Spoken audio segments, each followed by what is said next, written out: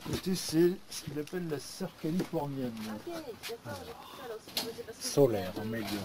Ouais.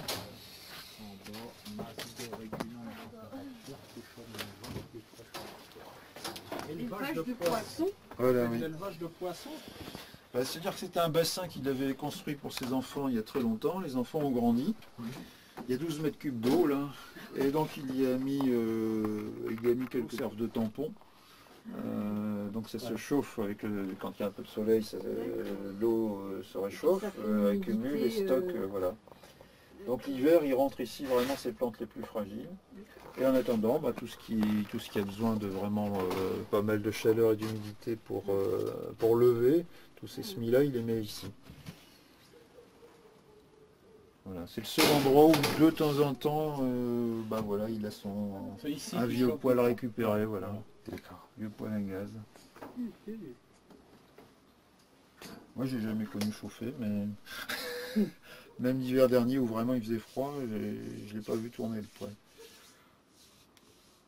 Alors oui, hein, il récupère bon, toutes ces horreurs là qu'on trouve limité partout dans la nature. Bon, bah, voilà. Au moins, lui, il les récupère, il les utilise. Ouais.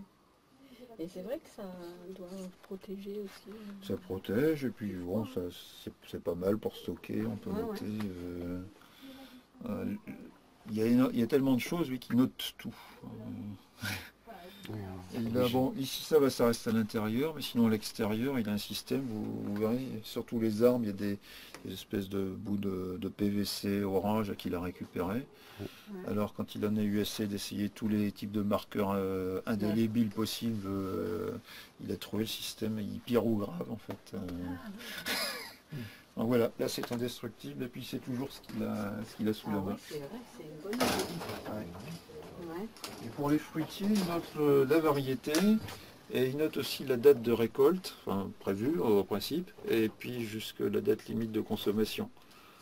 Hein, par exemple, il y a, je sais pas, certaines pommes, certaines poires ont besoin d'être passées au fruitier pendant 2-3 mois avant d'être consommables. Bon, c'est dessus, quoi.